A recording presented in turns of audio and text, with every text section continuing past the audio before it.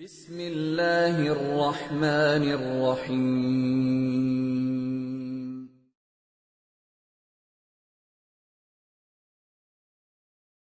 الحمد للہ نحمده ونستعینه ونستغفره ونؤمن به ونتوکل علیہ ونعوذ باللہ من شرور انفسنا ومن سیئات اعمالنا من يهده الله فلا مضل له ومن يضلل فلا هادي له ونشهد أن لا إله إلا الله وحده لا شريك له ونشهد أن سيدنا ومولانا محمدا عبده ورسوله أما بعد فأعوذ بالله من الشيطان الرجيم بسم الله الرحمن الرحيم قل جاء الحق وزهق الباطل إن الباطل كان زهوقا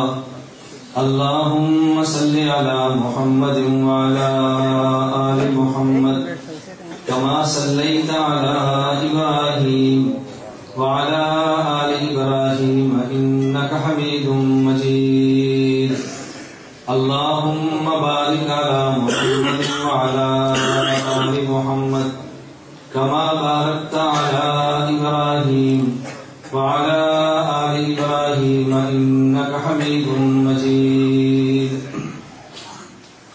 سلام اس پر کہ جس نے بے کسوں کی دستگیری کی، سلام اس پر کہ جس نے بادشاہی میں فقیری کی، سلام اس پر کہ اسرار محبت جس نے سمجھائے، سلام اس پر کہ جس نے زخم کھائے پھول برسائے، سلام اس پر جو خون کے پیاسوں کو قبائیں دیتا تھا، سلام اس پر جو گالیاں سن کر بھی دعائیں دیتا تھا، سلام اس پر کہ جس کے گھر نہ چاندی تھی نہ سونا تھا، سلام اس پر کہ ٹوٹا ہوا بوریا جس کا بچھونا تھا، سلام اس پر کہ جس نے کھول دی مشکیں اسیروں کی، سلام اس پر کہ جس نے بھر دی جھولیاں فقیروں کی۔ نہ میں کا ذکر نہ پینے کی بات کرتے ہیں، میں کہتے ہیں شراب کو، نہ ہم شرابی ہیں نہ شراب کی بات کرتے ہیں، نہ میں کا ذکر نہ پینے کی بات کرتے ہیں، نہ میں کا ذکر نہ پینے کی بات کرتے ہیں، ہم اہل دل ہیں اور مدینے کی بات کرتے ہیں۔ نہ میں کا ذکر نہ پینے کی بات کرتے ہیں، ہم اہل دل ہیں اور مدینے کی بات کرتے ہیں۔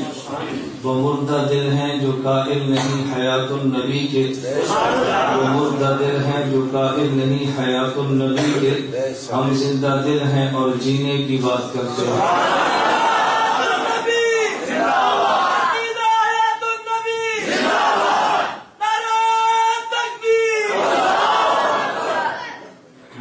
علماء کرام، میرے نہایت واجب الاحترام بزرگوں، مسلک اہل سنت والجماعت سے تعلق رکھنے والے وجود نوجوان دوستوں اور بھائیوں، آپ تمام احباب نے اسٹیج کے ذریعے اعلان سنا ہے کہ ہمارا ضلع گجرات میں یہ تیسرا سالانہ جلسہ ہے کہ جس میں ضلع گجرات کے ان علماء کی دستار بندی کی جاتی ہے کہ جو اسی سال مختلف دیوبندی مدارس سے فارغ التحصیل ہوتے ہیں۔ میں سوچ رہا تھا کہ جس طرح جمعیت علماء اہل سنت والے فرما رہے ہیں کہ ہمیں اعزاز ملا ہے، اعزاز تو شاید چھوٹوں یا بڑوں کو ملتا ہے، لیکن میں اس پر اللہ کا شکر ادا کرتا ہوں کہ ہر جلسے میں میری شرکت باقاعدگی سے جاری ہے اور ہر جلسے پر میرا امتحان بھی بھرپور لیا جاتا ہے۔ میں امتحان میں کامیاب ہوں ناکام اللہ بہتر جانتا ہے۔ ہر جلسے میں بلا تاخیر جو مجمع تھک جاتا ہے پھر مجھے لے آتا ہے۔ میں کہتا ہوں کہ مجھے تھکا کر آپ کیوں میرا زور لگاتے ہیں؟ اگر میرا بیان 9 بجے کرانا ہے تو مجھے فرما دو کہ محمد تو سو جا، تیرا بیان 9 بجے ہے۔ میں سب سے پہلے آتا ہوں اور سب سے آخر میں تقریر کرتا ہوں۔ میں گلے شکوے نہیں کرتا، میں اپنا درد بتاتا ہوں جو میری تکلیف ہے۔ میں ابھی مغرب کی نماز کے بعد آیا تو مولانا عبدالجبار صاحب سے میں عرض کر رہا تھا، مولانا عبداللہ خان بشیر دامت برکاتہ بھی تشریف فرما تھے، مولانا عبداللہ صاحب بکھر والے جمعیت علماء اسلام کے سابق پنجاب کے امیر، مجھے وہ فرمانے لگے کہ اپنی جان پہ ترس کھاؤ اور کچھ رحم کرو۔ امیر شریعت عطا اللہ شاہ بخاری رحمۃ اللہ علیہ جب بوڑھے ہوئے، کچھ لوگ ان کو ملنے کے لیے گئے اور پوچھا شاہ جی کیا حال ہے؟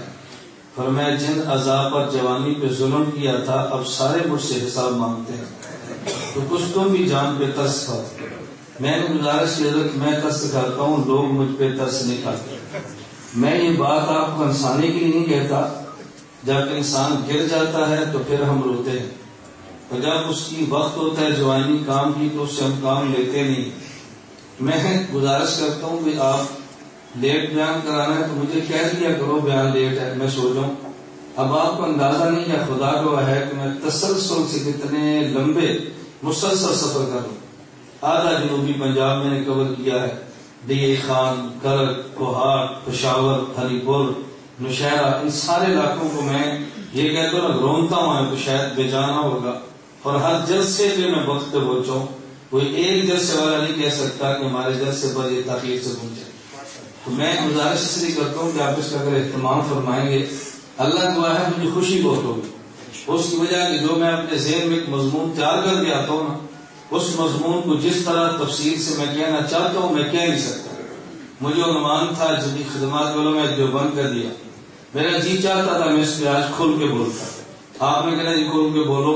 مجھے پتا ہے کہ ایک گھنٹے بعد، آدھے گھنٹے بعد آپ کے دماغ نے ساتھ دینا چھوڑ دینا، حد ہوتی ہے۔ میرا پتر مجھے پتا ہے تیرا شوق ملا دیا ہے، میں شروع تو ہوتے ہیں میرے بیان خالص دلائل پر چلتے ہیں، میں ہنساتا نہیں ہوں، لطیفہ کو مولوی نہیں ہوں، نہ لطیفہ میرے مزاج ہے، میں ہنسانے کی باتیں نہیں کرتا۔ میں اس لیے کہتا ہوں کہ دماغ کی حد ہوتی ہے ساتھ دینے کی۔ آپ حضرات مغرب سے بیٹھے، علماء مغرب سے نہیں بیٹھے، خطیب بدل رہا ہے، سامعین نہیں بدل رہے۔ آپ اٹھیں گے تو ہم نے آپ کو ڈالنا، تمہیں شرم نہیں آتی؟ کبھی کبھار علماء لاتے ہیں، جم کے بیان نہیں سن سکتا۔ آدمی کتنے گھنٹے اپنے وضو کو روکے، کتنے گھنٹے زبان کی پیاس برداشت کرے، کتنے گھنٹے آدمی ادب کے ساتھ بیٹھے، تو حد ہوتی ہے نا۔ تو ہم اتنا عوام کے امتحان لیتے ہیں، بیچارے بے بس ہو جاتے ہیں، اور اسی وجہ سے ہمارے جلسوں میں حاضری جو ہونی چاہیے وہ نہیں ہو پاتی۔ کیوں؟ لوگ کہتے ہیں مغرب کا اعلان ہے، مغرب کا بیان ہونا نہیں ہے، جو لوگ کہتے ہیں۔ میں اپنا درد اس سے روتا ہوں کہ میری گزارش یہ ہے کہ مجھ سے گفتگو سننا چاہیں، مجھے مغرب کے بعد سفید پر لے آئیں، عشاء تھوڑی سی موخر کریں، 1.5-2 گھنٹہ مجھے بولنے دیں، اور 1-2 گھنٹہ آپ کی چٹے بولیں، 3 گھنٹے مجھے لگانے دو، پھر دیکھو عقیدے کی میں کیسے سے چڑھتی۔ میری گزارش سمجھ گئی، میں گلا شکوہ نہیں کر رہا، اپنی کمزوری کا احساس کر رہا ہوں۔ آپ حضرات میں سو جانا ہے، میں نے سفر کرنا ہے، آخر میں بھی تو انسان ہوں نا، میرا کیا بنے گا؟ جو آدمی روزانہ 3 بجے سوئے پھر صبح اٹھ کے دوڑے، اس کی مدت بہت کم ہو جاتی ہے بیان کرنے۔ یہ تو میں اللہ کا شکر ادا کرتا ہوں، ہمارے اکابر کی جوتیوں کا صدقہ ہے، اس قدر تسلسل سے آدمی چلتا ہے اور صحت ساتھ دیتی ہے، ورنہ آدمی کے اعصاب ساتھ چھوڑ جاتے ہیں۔ نہ یقین ہے تو آپ 1 دن کا سفر میرے ساتھ گاڑی میں کریں، آپ کو اندازہ ہو جائے گا کہ میں کیوں روتا ہوں۔ خیر، اللہ میں بات سمجھنے کی توفیق عطا فرمائے۔ میں جو عنوان بیان کرنا چاہ رہا تھا، میں اس عنوان کو سمیٹتا ہوں اور اس عنوان کی ایک جہت پہ بات کرتا ہوں، اور اس طرز پہ بات کروں گا کہ جس طرز پہ خطیب نہیں وکیل کرتا ہے، اور اس طرز پہ خدمات علماء دیوبند بیان کروں گا جو میرا ذوق ہے، اور اس طرز پر آپ نے گفتگو کم سنی ہے، اس لیے کہ علماء دیوبند نے مختلف موضوعات کو لے کر مختلف پلیٹ فارم سجائے ہیں، اور اس پر اپنی توانائیاں صرف کی ہیں، اور صرف کرنے کا حق ادا کیا ہے۔ میں نے قرآن کریم کی آیت پڑھی ہے، قل جاء الحق وزهق الباطل ان الباطل کان زہوقا۔ اے میرے پیغمبر، آپ اعلان فرما دو کہ دیکھو جاء الحق وزهق الباطل، حق آتا ہے تو باطل جاتا ہے۔ آگے تسلی دی ہے، ان الباطل کان زہوقا، دل بڑا رکھنا، باطل تو ہے ہی جانے کے لیے، باطل ٹھہرنے کے لیے نہیں۔ جہاں باطل تمہیں ٹھہرا نظر آئے تم سمجھنا کبھی حق نے محنت پوری کی نہیں ہے. حق آ جائے تو باطل دوڑ جاتا ہے، بس حق آنے کی دیر ہے. باطل کی مثال گیدڑ کی ہے، وہ بہت بکیاں اور بہت شور کرتا ہے اور چیخیں مارتے ہیں گیدڑ جنگل میں، لیکن جب شیر دھاڑتا ہے پھر باطل وہاں ٹھہر نہیں سکتا. اللہ حق کو شیر کی طرح جرأت کے ساتھ بات کرنے کی توفیق عطا فرمائے. میں جرأت کے ساتھ حکمت کا قائل ہوں، جرأت کے ساتھ اعتدال کا قائل ہوں، اور یہ دونوں چیزیں اپنے اکابر کی جوتیوں سے ملتی ہے. اگر ان دونوں چیزوں کو آپ پڑھنا چاہیں، حضرت شیخ الہند رحمۃ اللہ علیہ کو پڑھیں، تمہیں جرأت بھی ملے گی، تمہیں اعتدال بھی ملے گا. جرأت بھی ملے گی، بصیرت بھی ملے گی، جرأت بھی ملے گی، حکمتیں بھی ملے گی. یہ شیخ الہند کی زندگی نے ہمیں سبق سکھایا ہے. میں بتا رہا تھا علماء دیوبند کی خدمات کی کئی جہاد ہیں، ان میں سے جس کا تذکرہ میں نے کرنا ہے اس کا تعلق عقیدے اور نظریے سے ہے. عقیدہ اور نظریہ امت میں کیسے چلتا ہے، عقیدے اور نظریوں کو باطل توڑتا کیسے ہے. آج ایک بہت انوکھا انداز اختیار کیا گیا. انداز تو پہلے بھی تھا لیکن کتب میں تھا، آج انداز اس اسٹیج پر آیا ہے.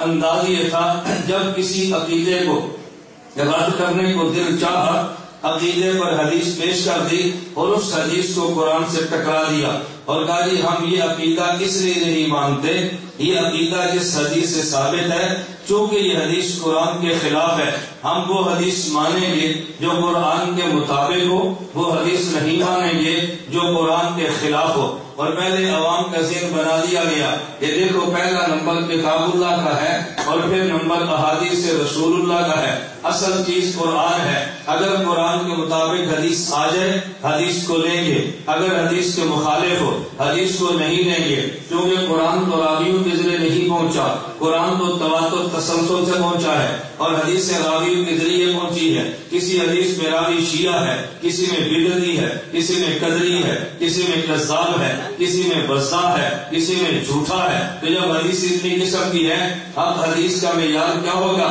پھر ہمارے یار لوگوں نے کہا حدیث کا سب سے بڑا معیار یہ ہے، اگر قرآن کے مطابق آئی ہم لے لیں گے، قرآن کے مطابق نہ آئی ہم چھوڑ دیں گے. پہلے یہ پاندوں کے ذہن میں بات بٹھا لی ہے، اب اس بٹھانے کے بعد اگلا مسئلہ کیا شروع کیا، ادھر حدیث لیں گے ادھر قرآن لیں گے. دیکھو یہ عقیدہ علماء دیوبند کا ہے، یہ حدیث سے ثابت کرتے ہیں، ہم کیوں نہیں مانتے؟ اس لیے یہ حدیث فلاں آیت سے ٹکرا رہی ہے. پہلے نمبر قرآن کا ہے، پھر نمبر حدیث کا ہے، اس کے لیے قرآن پڑھا جائے گا وہ بھی غلط لہجے میں، اور اگر قرآن کا ترجمہ کریں گے تو بھی غلط طریقے پر، اور تفسیر بیان کریں گے تو بھی غلط طرز میں. پھر طرز اختیار کریں گے جو جتنا بڑا غلط قرآن پڑھے گا اتنا بڑا قرآن کا شیخ بنے گا، جتنی غلط تفسیر بیان کرے گا اتنا بڑا شیخ و تفسیر بنے گا.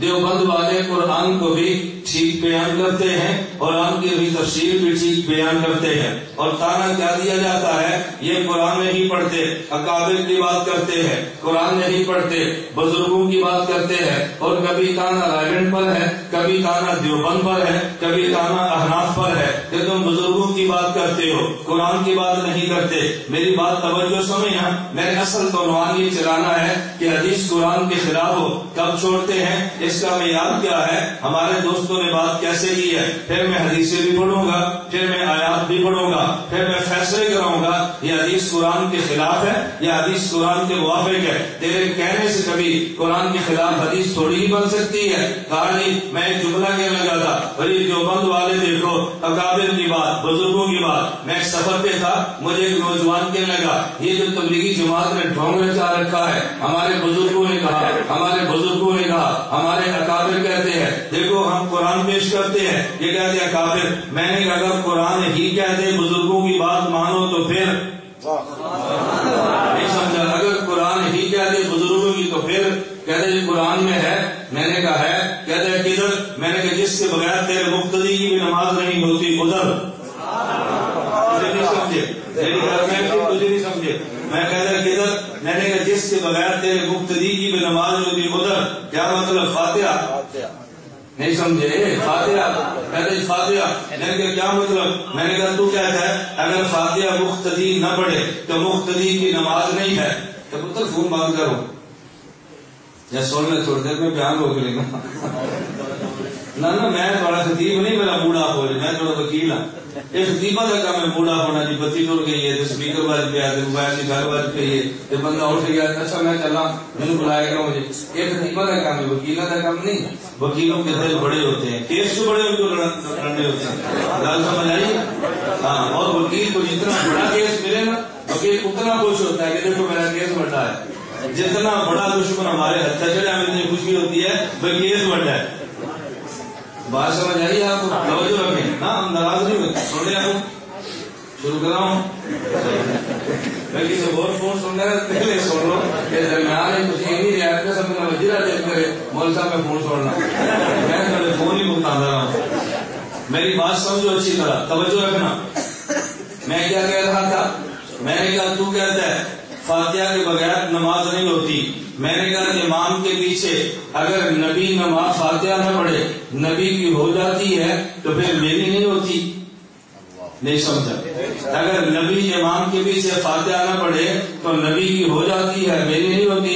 کہا جی نبی کی ہو گئی. میں نے کہا تو بتا بیت المقدس میں سید الانبیاء امام بنے ہیں، 1,24,000 انبیاء مقتدی بنے ہیں. ان نے تو حضور کے پیچھے فاتحہ نہیں پڑھی. فاتحہ تب پڑھتے جب فاتحہ ان کو ملی. امام کو قرآن ملا ہے، مقتدی کو تورات ملی ہے. امام کو قرآن ملا ہے، مقتدی کو انجیل ملی ہے. امام کو قرآن ملا ہے، مقتدی کو زبور ملا ہے. امام کو قرآن ملا ہے، مقتدی کو صحیفے ملے ہیں. جب ملا نہیں تو پڑھے کیسے؟ امام کے پیچھے فاتحہ نہ پڑھے اگر نبی کی نماز ہو جاتی ہے تو میں خدا کو قیامت کو کہہ دوں گا اللہ جہاں نبی کے مجھے وہاں لے جا. نبی کے مجھے بولنا جہاں نبی کے وہاں لے جا. مجھے ایک ساتھ یہ تبلیغی جماعت کہتے ہیں کہ نبی آنا کام ہے، کتنے لکھے ہے؟ میں کہ قرآن میں اتنے صدر سے بات کرتا ہوں نا، تبلیغ جماعت کے احباب بیٹھے ہیں. یہ میں نے رائے میں جا کر بات کی ہے. میں نے کہا 14 سال لگانے والا صدر سے جواب نہیں دے سکتا، بحمدللہ جو تمہارا نوکر جواب دے سکتا. تم اعتراض کرتے جاؤ، میں ایسے پڑھتا جاؤں گا. یہ جو کہتے ہیں نبیوں والا، میں نے کہا کیا کہنا چاہیے؟ کہتے ہیں کہ یہ حضور والا، ہم نبی امتی تو ان کے ہیں، اب نبیوں کی بات کیوں کرتے ہیں؟ میں نے کہا قرآن کہتا ہے من النبیین. قرآن کہتا ہے من النبیین، من النبی نہیں ہے من النبیین. جب قرآن کہتا ہے نبیوں کی بات کرو تو ہم کیسے نبیوں کی بات نہیں کریں گے؟ یہ بات بھی ہے. خیر مجھے کہہ رہا تھا یہ کہتے ہیں بزرگوں کی بات. کہاں لکھا ہے؟ میں نے کہا قرآن میں لکھا ہے. کہاں لکھا ہے؟ میں نے کہا اس صورت میں جس کے بغیر تیرے مقتدی کی نماز بھی نہیں ہوتی. قرآن میں تو نے خدا سے دعا مانگی ہے اہدنا الصراط المستقیم، اللہ صراط مستقیم پر چلا دے. خدا نے جواب دیا اگر صراط مستقیم پر چلنا ہے تو علامتیں میں بتا دیتا ہوں، چل تو لینا. علامت تو ہر بندہ سمجھتا ہے، دلیل ہر بندہ نہیں سمجھتا. خدا نے علامت بتائی ہے اور علامت کون سی بتائی؟ فرمایا صراط الذین انعمت علیہم، جن پر میں نے انعام کیا ہے ان کے راستے پر چلنا تو یہ صراط مستقیم مل جائے گا. اللہ صراط مستقیم کی علامت کیا ہے؟ فرمایا نمبر 1 نبی جینا، نمبر 2 صدیقینا، نمبر 3 شہداء، نمبر 4 صالحین. جس راستے سے نبی گزرے، جس راستے سے صحابہ گزرے، جس راستے سے شہید گزرے، جس راستے سے اولیاء اور بزرگ گزرے، سمجھے صراط مستقیم ہے. میں نے کہا قرآن کہتے ہیں بزرگوں کا راستہ یہ صراط مستقیم ہے. تو کہنا میں بزرگوں نہیں منتا، اگر تم منتا نہیں تو پھر منگیا کیوں ہوا؟ نہیں سمجھے بھائی؟ اگر تم منتا نہیں تو پھر منگیا کیوں ہوا؟ میں تمہیں بیان کے بعد پوچھوں بھائی میں نے سرگوتا جانا ہے مجھے راستہ بتاؤ، کوئی مول صاحب ساتھ دے جاؤ یہاں سے دائیں طرف ہونا. میں کہتا ہوں ڈرائیور کو کھبے پاسے موڑ، تھی آنے مول صاحب نہیں مننی تے چسکا رہنا تیرا پوچھے، تو ساری منتا نہیں تے چسکا رہنا سے سوال رہنا تیرا پوچھے. اللہ بھی پوچھیں گے نا اگر تم نے میری بات مانی نہیں تھی تو پھر مجھ سے تو نے بات مجھ پوچھی کیوں تھی؟ ادھر نماز میں کہتا ہے اہدنا الصراط المستقیم، صراط مستقیم پہ چلا دے. خدا نے کہا چلنا ہے تو صالحین، پھر بزرگاں دلاتے چل. اے سلام پھر دے کہتا ہے ولیاں شریعہ تو میں نہیں منتا، تو منتا نہیں تو پھر منگتا کیوں ہے؟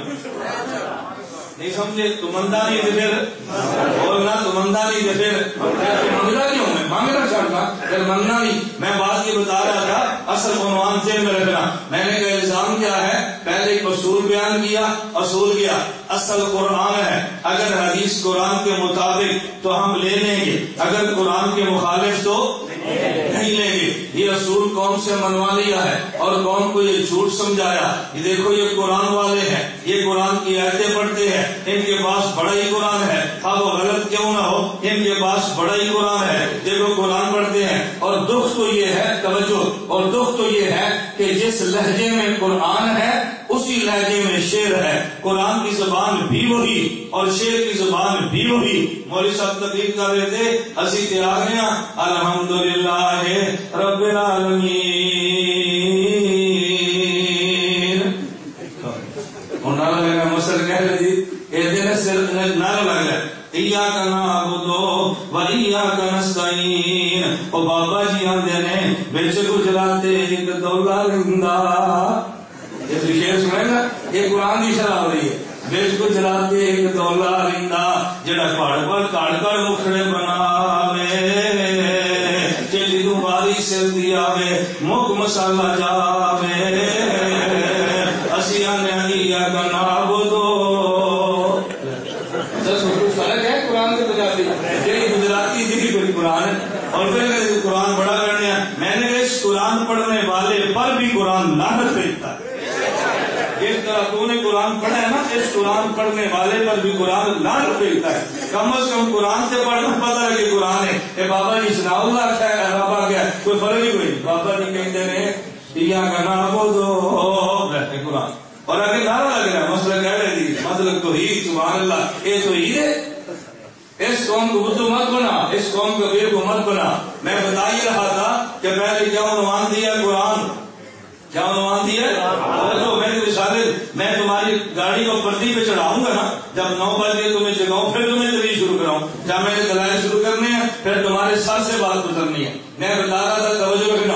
میں نے کہا پہلے اصول دیا کہ دیکھو بھائی پہلا نمبر قرآن کا ہے, اس کے بعد حدیث ہے. اگر حدیث قرآن کے مطابق ہم لیں گے, اگر قرآن کے مخالف تو نہیں لیں گے. پہلے اصول قوم کو منوا لیا ہے, اس کے بعد دیوبند کا عقیدہ پڑے گا, اس پر پھر حدیث پڑے گا. ہم یہ عقیدہ نہیں مانتے کیونکہ جو حدیث کو نے پیش کی ہے یہ حدیث قرآن کے خلاف ہے, لہذا ہم نے نہیں لینے. اب عقائد سنتے چلے جانا اور پھر دلائل پہ تبصرہ سننا. عقیدہ پیش کیا, علماء دیوبند کا نظریہ ہے, علماء دیوبند کا عقیدہ ہے خدا کی ذات نے حضرت آدم سے لے کے انسانیت کو پیدا کیا اور پیدا کرنے کا سبب میرے پیغمبر کی ذات ہے. اگر خدا نے محمد مصطفیٰ صلی اللہ علیہ وسلم کو پیدا نہ کرنا ہوتا, خدا حضرت آدم کو وجود نہ دیتا, خدا تجھے اور مجھے وجود نہ دیتا. مجھے اور تجھے وجود جو ملا ہے وہ میرے پیغمبر کے صدقے ملا ہے. یہی تو تیری اور میری دلیل ہے کہ پیغمبر کی ناموس پہ جان بھی قربان ہے,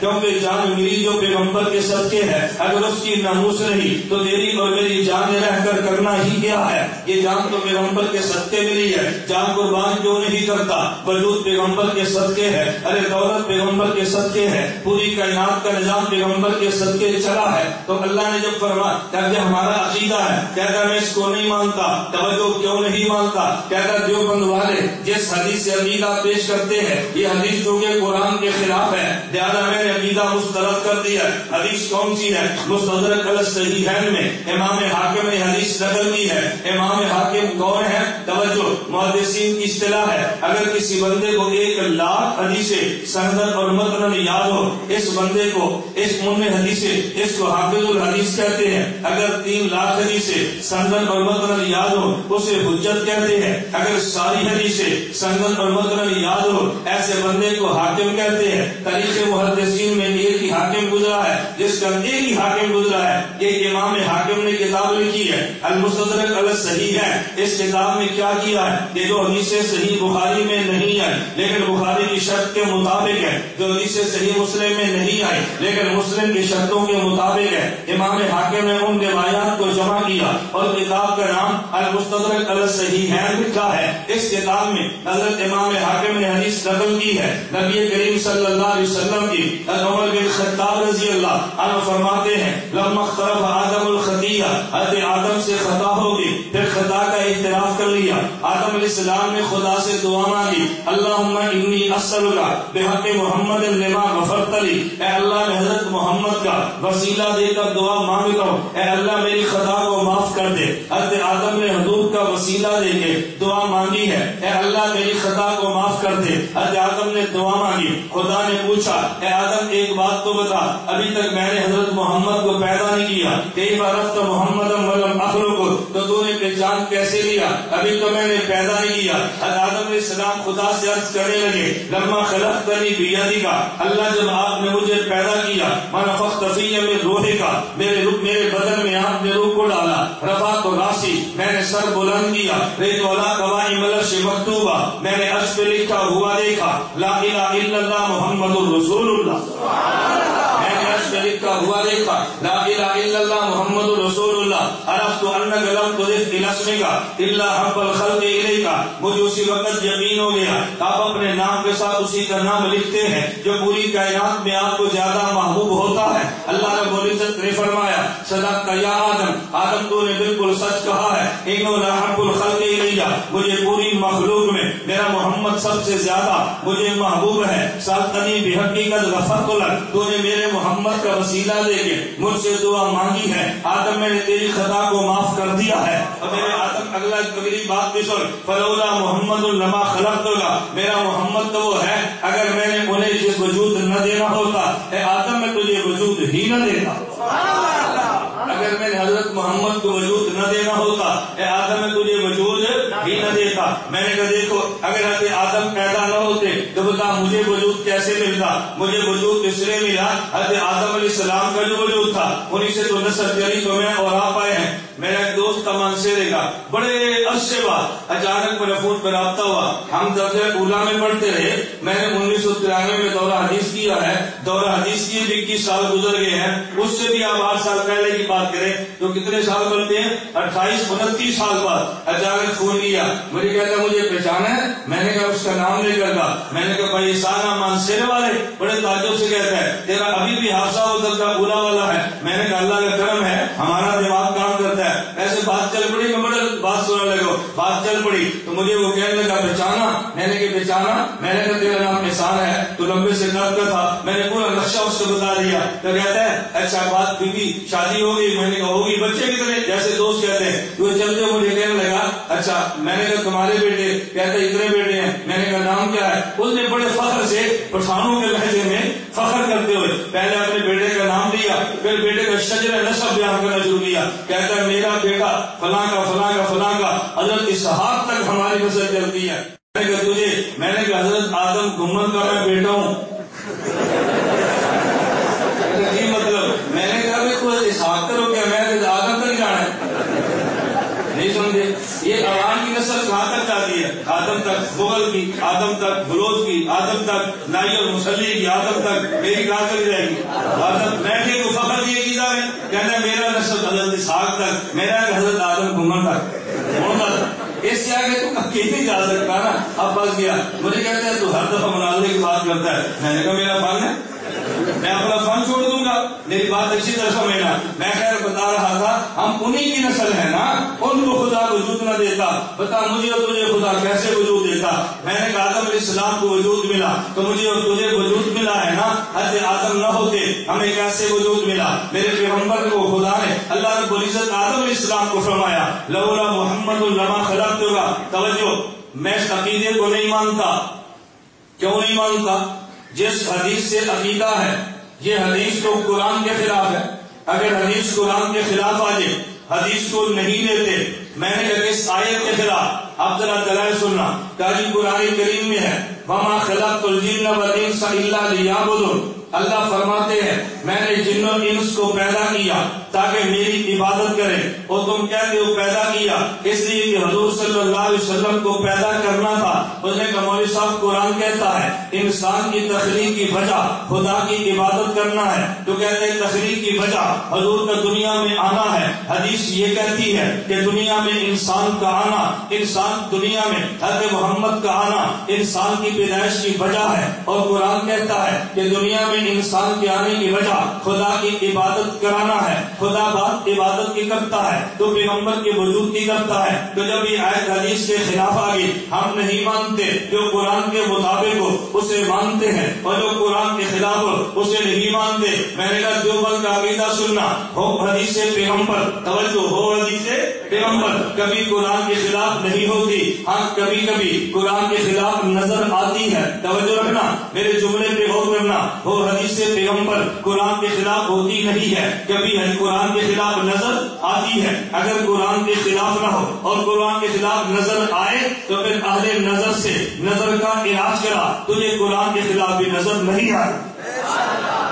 نظر قائل نظر سے علاج کرا تو پھر یہ قرآن کے خلاف نظر بھی نہیں آئے گی. میں نے کہا میں تو جی پیش کر دوں، اس کے بعد پھر تو کہنا کہ یہ قرآن کے خلاف ہے. کہتے ہیں وہ کیسے؟ میں نے کہا بات تو سمجھنا، میں مثال دینے کے لیے بات سمجھانے لگا. میں آپ کی گجرات مدرسہ حیات النبی میں بیان کے لیے آیا ہوں اور اللہ کا احسان سمجھے آپ نے حیات النبی مسجد آج دیکھی ہے. میں نے اس وقت دیکھی ہے جب اس کا وجود بھی نہیں تھا. میں نے اس وقت دیکھی ہے. مولانا رضی اللہ خان مرحوم رحمت اللہ علیہ یہاں سنگ بنیاد رکھی ہے. اسکول میں ٹیچر بھی تھے، ادھر ایک مسجد کے امام تھے کیونکہ میرے والد نبینے تھے. شاید آپ کے علم میں نہیں ہے، میں تخصص علماء کو کہہ رہا تھا کہ تمہیں نہیں پتا حیات النبی کے عقیدے پر خدا نے مجھ سے کام کیوں لیا ہے. کہتے استاد جی کیوں؟ میں پورا بس منظر بیان کروں گا نا، پورا گھنٹہ اس میں گزر جانا ہے. میں اس کو چھوڑ کر چھوٹی سی بات دے دو. میں نے کہا میرے والد نے 25 سال یہاں گجرات گزارے ہیں. یہ جو تمہارے قریب مدرسے کی پرنسپل ہے یہ میرے والد شیر بہادر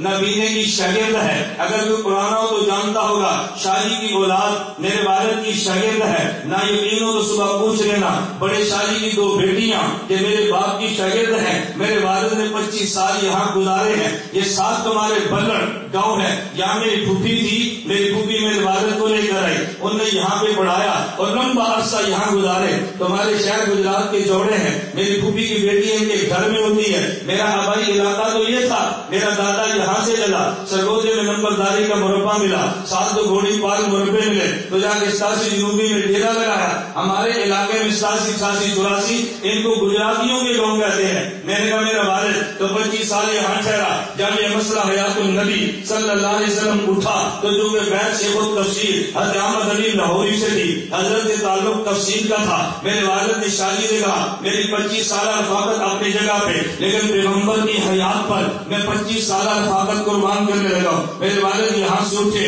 گاؤں میں جا کے ڈیرا لگا لیا. آپ کو اندازہ نہیں ہے میں نے اپنے طلبا سے کہا، میں نے اپنی بچپن میں یہ منظر آنکھوں سے دیکھا ہے. میرے والد یہ تو ہماری پیدائش سے پہلے، لیکن یہ منظر میں نے اپنی آنکھوں سے دیکھا ہے. میرا نامینہ والد ایک ٹانگا کرائے پہ لیتا اور اس پہ اسپیکر لگا دیتا. ہمارے ساتھ کے دیہاتوں میں چوک میں کھڑے ہو کے تقریر کرتے اور لوگ وہاں تقریر سنتے. بعد میں مدرسے کی بنیاد رکھی اور بچوں کو پڑھانا شروع کر دیا. مولانا رضی اللہ خان مرحوم رحمت اللہ علیہ ان کے پاس ہم آیا کرتے، ابا جی ان سے تاریخ لیتے. سال میں 1 مرتبہ یہاں سے سرگودا جاتے. مجھے ابھی تک یاد ہے 50 روپے ابا جی کرایہ دے کر جاتے اور جب وہاں سے 50 روپیہ پھر دیتے اور ان کی آمد میں ہمارے گاؤں میں یہ پلاؤ نمکین پکا کرتے تھے. مولانا رضی اللہ خان وہاں بیان کرتے، رات ہمارے گھر میں ٹھہرتے، تہجد کی نماز پڑھتے، صبح اٹھ کے ذکر کرتے. جیسے ہر بچے کا آئیڈیل بنتا ہے نا، میں واللہ یہ بات کہہ رہا ہوں، ہر بچے کا آئیڈیل بنتا ہے. ہم چھوٹے چھوٹے تھے جب کھیلا کرتے، کوئی کہتا ہے میں نے یہ بننا ہے، کوئی کہتا ہے میں نے یہ بننا ہے. مجھے لڑکے کہتے تو کی بننا ہے، میں کہتا نذیر اللہ خان،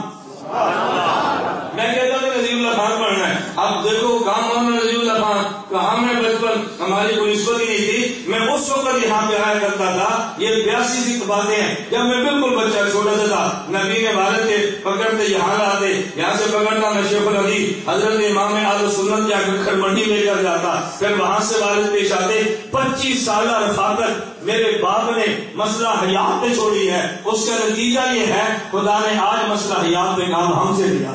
عقیدہ حیات النبی، عقیدہ حیات النبی. کوئی بندہ سمجھتا نہیں ہے، یہ اچانک باتیں نہیں چلتی. میں تکمیلی میں خیر اس کے بعد کا رسول کو موجہ نے مضمون کون کو چھیڑ دیا. میں صرف یہ کہہ رہا تھا اس وقت کی بات ہے جب اس مسجد سے ہمارا تعلق بنا تھا. یہ لڑکی اچانک نہ کہہ دینا تیری پتہ نہیں تو خطیب نہ بن رہا ہے نہ میرا بابا. اس مسجد سے میرا تعلق اس وقت کا ہے جب یہ 82-80 کی بات میں تمہیں سنا رہا ہوں. اس سے بھی قبل ہم اپنے والد کے ساتھ آیا کرتے. میں خیر بات سمجھا رہا تھا. توجہ, میں آج عقیدہ حیات النبی عنوان چل پڑا تھا, اس مسجد میں بیان کرنے لگا. اب بیان کے بعد میں مثال دینے لگا ہوں. ایک آدمی کسی نوجوان کو پکڑ کے کہتا ہے یہ بتا مولانا ریاض دومن آج مسجد حیات النبی میں کیوں آئے ہیں؟ یہ کہتے ہیں جی مولانا تقریر کرنے کے لیے آئے ہیں. اس نے مجھ سے پوچھا کہ مولانا آپ اس مسجد میں کیوں آئے ہیں؟ میں نے کہا اس لیے میرے آج کے جلسے میں مجھے دعوت عالی اللہ رکھا صاحب نے دی ہے. جمعیت علماء اہل سنت موجود ہے لیکن دعوت انہوں نے دی تھی. میں نے عائشہ صاحب سے کہا تھا اس دفعہ میں تمہاری دعوت پہ جا رہا ہوں, آپ ناراض نہ ہوں. میں جو کھلی بات ہے وہ کہہ رہا ہوں نا. میں نے کہا اس سے پوچھا کیوں آئے؟ اس نے کہا اس لیے ہے کہ تقریر کرنی ہے. مجھ سے پوچھا کیوں آئے؟ میں نے کہا مجھے علی صاحب نے ہمارے بوڑھے یار میں دعوت دی ہے. وہ لڑکا کہتے ہیں لو مولوی صاحب کے بوڑھے جب بیان ہی نہیں ملتا, مولوی صاحب کچھ کہتے ہیں, یہ لڑکا کچھ کہتا ہے. اس سے پوچھا کیوں آئے؟ یہ کہتے ہیں تقریر کے لیے آئے. ہم نے مولانا سے پوچھا کیوں آئے تو کہتے ہیں حاجی اللہ رکھا کی دعوت پر آئے. میں نے کہا ادھر کیا کہہ رہا ہے؟ اس نے کہا جی تم کچھ کہتے ہو, یہ کچھ کہتا ہے. میں نے کہا نہیں بیٹا, تو بات ان کی بھی نہیں سمجھا, بات میری بھی نہیں سمجھا, ان کے میری بات میں ٹکراؤ نہیں ہے. جب آپ نے نوجوان سے پوچھا مولانا ریاض گمت گجرات میں حیات النبی مسجد میں کیوں آئے, اس نے میرے آنے کا مقصد بیان کیا, تقریر کرنے کے لیے آئے ہیں. جب مجھ سے پوچھا کیوں آئے تو میں نے آنے کا سبب بیان کیا کہ مجھے فلاں میزبان نے دعوت دی ہے, تو میں نے بیان سبب کیا ہے, اس نے بیان مقصد کیا ہے. اگر میں نے بیان نہ کرنا ہوتا میں تب بھی نہ آتا, میرا میزبان مجھے دعوت نہ دیتا میں تب بھی نہ آتا. میرے آنے کا مقصد بیان کرنا ہے, میرے آنے کا سبب میزبان کا دعوت دینا ہے. میں نے اپنے قرآن سے پوچھا ہم دنیا میں کیوں آئے ہیں؟ قرآن کہتے ہیں ما خلقت الجن والانس الا لیعبدون, تمہاری پیدائش کا مقصد تم سے عبادت کرانا ہے. حدیث پیغمبر سے پوچھا کیوں آئے ہیں؟ فرمایا لولا محمد لما خلقتک, تمہاری پیدائش کا سبب میرے محمد کا وجود ہے. قرآن نے انسان کی پیدائش کا مقصد بیان کیا ہے, حدیث نے سبب بیان کیا ہے. مقصد اور ہوتا ہے, سبب اور ہوتا ہے. میں نے کہا قرآن کے خلاف کہتے ہیں, کیوں جھوٹ بولتا ہے؟ قرآن کے خلاف ہے. دیوبند عقیدہ اور قرآن کے خلاف ہو, میں نہیں مانتا. جس نے مجھ سے منوانا ہے چیک لکھ, میں جواب دیتا. میرے جانے کے بعد نہ کہنا اسی چیزاں بڑیاں دینی سن پر میں ماں سمجھ کے شرم کی تھا. میرے بات سے بے شرم نہ بننا. جو چیک نہیں ہے تم اب لکھ دو, میں تمہارے چیک کا جواب نہ دوں تو پھر کہنا دیوبند کا عقیدہ قرآن کے خلاف ہو, میں نہیں مانتا. ہم کھلی کھلی دیوبندیت کی وکالت کرتے ہیں. میں تجھ پہ فتوے نہیں لگا رہا, صبح ڈنڈورے نہ پیٹنا. میں تو اپنے عقیدے کی بات کرتا ہوں. میں نے کہا توجہ, ہمارا عقیدہ انسان کے پیدا ہونے کا سبب پیغمبر کی ذات ہے. میں نے حدیث پیش کی ہے, بتاؤ قرآن کے مطابق یا مخالف؟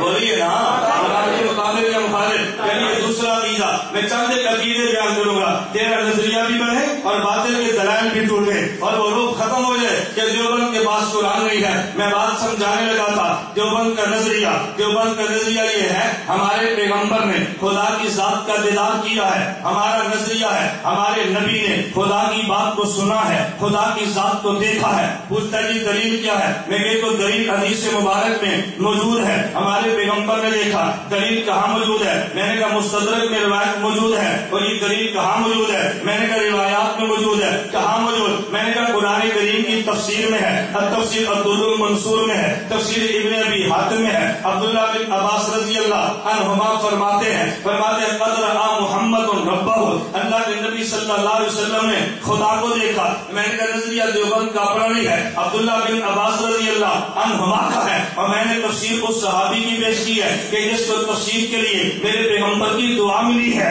ابن عباس رضی اللہ عنہ صحابہ میں وہ شخص ہے کہ جن کے پیغمبر نے دعا کی ہے اللہم علم التاویل اللہم علم التاویل وفقہہ فی الدین, اللہ اس کو دین کے فقاہت بھی دینا, تفسیر کا علم بھی دینا. عبداللہ بن عباس رضی اللہ عنہ صحابہ میں مفسر قرآن کا درجہ رکھتے ہیں. عبداللہ بن عباس فرماتے ہیں اللہ کے نبی نے خدا کو دیکھا ہے. کہا کہ میں نہیں مانتا. میں نے کہا کیوں نہیں مانتا؟ کہتے دیوبند کا عقیدہ اس لیے نہیں مانتا کہ یہ دیوبند کا عقیدہ قرآن کے خلاف ہے, اور جو قرآن کے خلاف ہم نہیں مانا کرتے.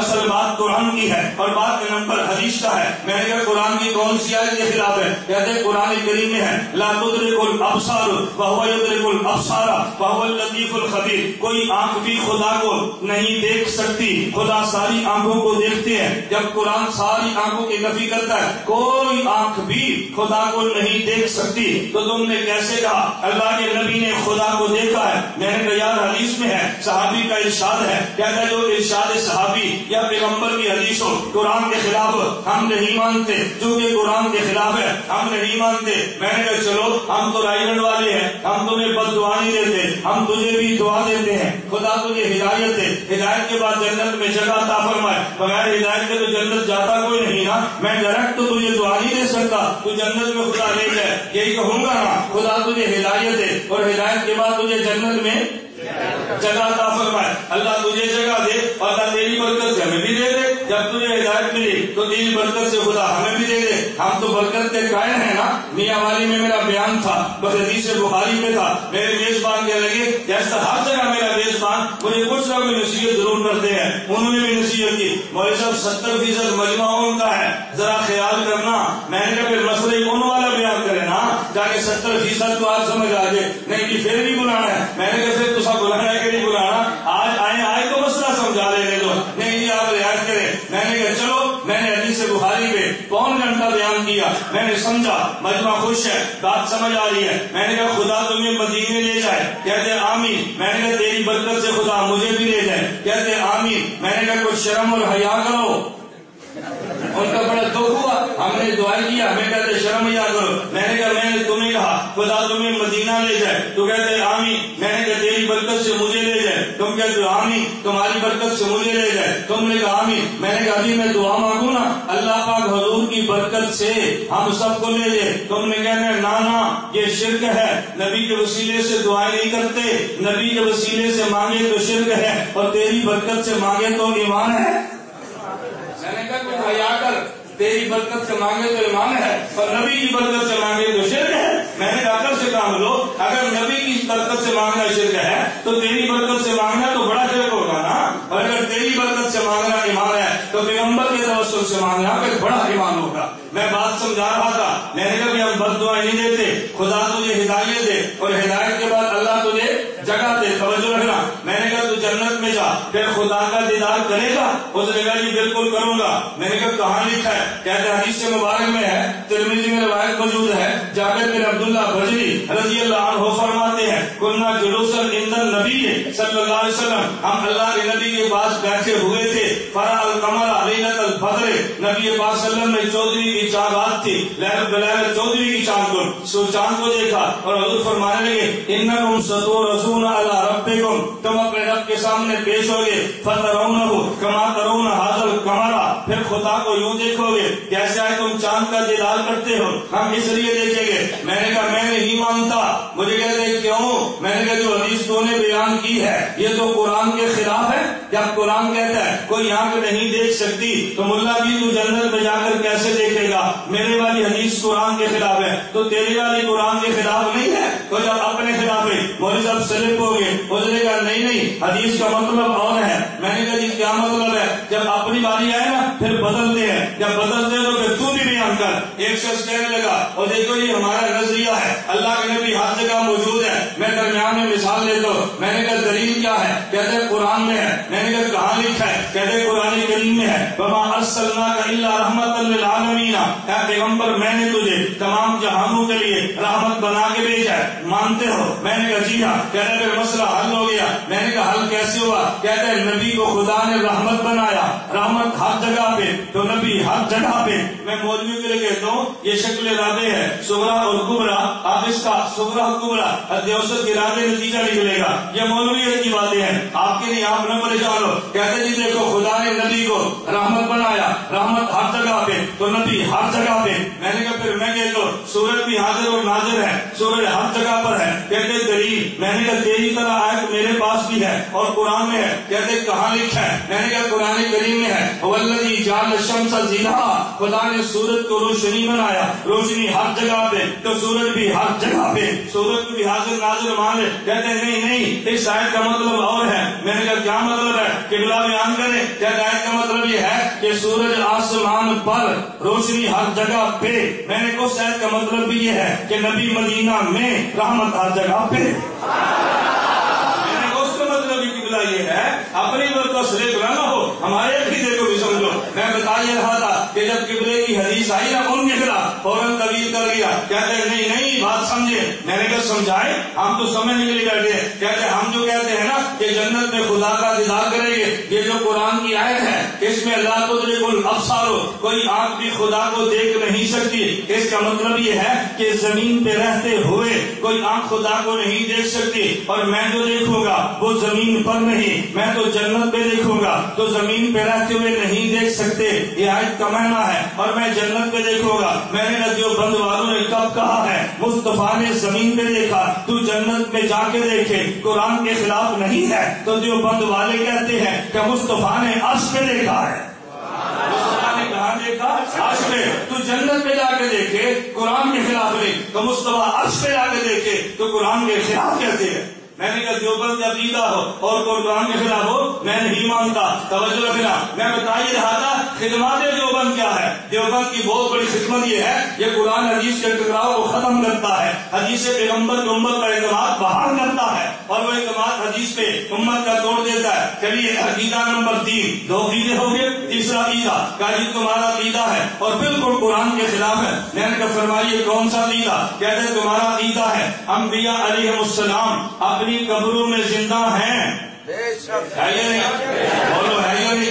جن کا عقیدہ ہم جن کا عقیدہ ہے وہ بولے، منافق کوئی نہ بولے۔ منافق ہمارا نہیں عقیدہ کیوں بولتا ہے؟ میں سب کو تو نہیں کہتا بولو، ہمارا مزاج نہیں سارے بولو، نہ جن کا ہے وہ بولے، جن کا نہیں وہ چپ رہے۔ بس توجہ، انبیاء قبروں میں، انبیاء قبروں میں زندہ میرا عقیدہ ہے، میں چھپاتا تھوڑا ہوں۔ انبیاء قبروں میں زندہ ہے۔ توجہ، جو نبی کو قبر میں زندہ نہ مانے، اہل سنت والجماعت سے خارج، وہ بدعتی ہے، گمراہ ہے، اس کے پیچھے جو نماز پڑھی ہے وہ نماز لٹانا تیرے ذمے ہے۔ مسئلہ ہم نے بتایا، تیری مرضی عمل کر، تیری مرضی عمل نہ کر۔ کل قیامت کو خدا کو یہ نہ کہنا ہمیں مولوی مسئلہ بتاتے نہیں تھے۔ جرم تیرا ہے، جو نہیں بتاتا اس کو گالیاں دیتا ہے، اور جو بتاتا ہے اس کو مانتا نہیں ہے۔ نہیں کر سمجھے؟ جڑا نہیں دستے وہ جی مولوی مسئلہ نہیں دستے، جڑا دسے اسے ڈاٹا ہی پڑا ہے، ڈاٹا ہی پڑا ہے۔ اگر علماء میڈیا پر نہ آئے، علماء میڈیا پر نہ ہے، علماء کو آنا چاہیے، اور اگر آ جائے کیڑی لوڑ ہے؟ شریعت ہے تو نہیں پتا۔ میں نے کہا ہمیں پٹیاں مت پڑھو، شریعت کا تمہیں نہیں پتا۔ میں کل یہاں بیٹھا تھا ہری پور میں، ایک مفتی صاحب آگے سیڑھی پر بات شروع ہوگی، حرام ہے۔ میں نے کہا دلیل پیش کر، کیسے تو حرام کہتا ہے؟ مجھے کہتے تصویر، میں نے کہا بات سمجھو، میں علماء کو کہتا ہوں ایک ہے مسئلہ تصویر کے حرام ہونے کا، دوسرا مسئلہ تصویر کسے کہتے ہیں۔ تصویر کی حرمت یہ منسوخ ہے، تصویر کی تاریخ یہ منسوخ نہیں ہے، یہ اجتہادی ہے۔ جو ڈیجیٹل کیمرے کو تصویر کہے گا حرام بھی کہے گا، جو تصویر نہیں کہے گا وہ حرام کیسے کہے گا؟ تصویر حرام ہے یہ حدیث مبارک میں مان لیتا ہوں، لیکن تصویر کی تاریخ کیا ہے یہ تو منسوخ نہیں ہے نا۔ تو اجتہادی مسئلے کو منسوخ کا درجہ کیوں دیتا ہے؟ نہیں سمجھے؟ دونوں بحث نہیں سمجھ گے۔ ہاں میں نے مفتی صاحب کو مثال دوسرا بچے نا، میں نے مثال دی، میں نے قبلہ میں ایک مثال دیتا ہوں، مجھے کہتے ہیں مثال کیا ہے؟ میں نے علماء میں بحث چلی ہے جھینگا حرام ہے یا حلال؟ جھینگا تو سمجھتے ہیں نا، تو سنیا دے رہے ہیں نا، تو جھینگا حلال ہے یا قرون کہتے ہیں انگلش میں، یہ حلال ہے یا حرام؟ توجہ، بحث یہ نہیں ہے کہ جھینگا حلال ہے یا حرام، بحث یہ ہے کہ جھینگا مچھلی ہے یا کیڑا۔ اگر مچھلی ہونا ثابت ہو تو حلال، اگر کیڑا ہونا ثابت ہو تو پھر تو بحث جھینگے کی علت حرمت کی نہیں ہے، بحث اس پر ہے کہ کیڑا ہے یا مچھلی ہے، بحث اس پہ ہے کہ ڈیجیٹل کیمرے کی ویڈیو تصویر ہے یا نہیں۔ جو تصویر کہتا ہے وہ حرام بھی کہتا ہے، جو نہیں کہتا وہ حرام بھی نہیں کہتا۔ اجتہادی مسئلے کو اجتہادی سمجھو نا۔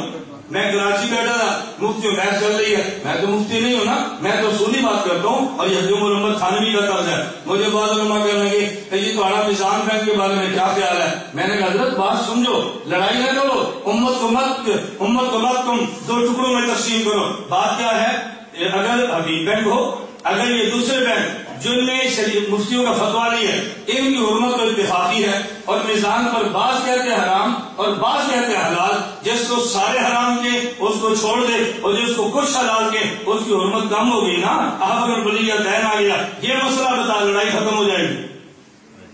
تو سمجھ آئے کہ نہیں آئے؟ اور ماں باپ کے ساتھ سے گزرے تو میرا قصور تو نہیں ہے نا، دلائل نہ بیان کر دو، مولوی علمی گلا نہیں کرتے، علمی گل کرو، یہ عوام نے دسن کی لوڑ کیڑی سی نہیں ہے، کوئی نہ کوئی ہمارے اوپر اعتراض ہونا ہی ہے۔ میں کہتے جب اعتراض ہونا ہے پھر عقیدہ کھل کے بیان کر، اعتراض ہوتا ہے تو ہزار پر ہونا کہ نہیں ہونا، نہ بیان کرو، بیان نہیں کرتے، کرو تو عوام حالات نہیں سمجھتے۔ امریکہ کسی آ گیا تو آپ کہڑی ہو گئی ہیں، یہ عقیدے ہم چھوڑ دیں گے تو امریکہ واپس چلا جائے گا۔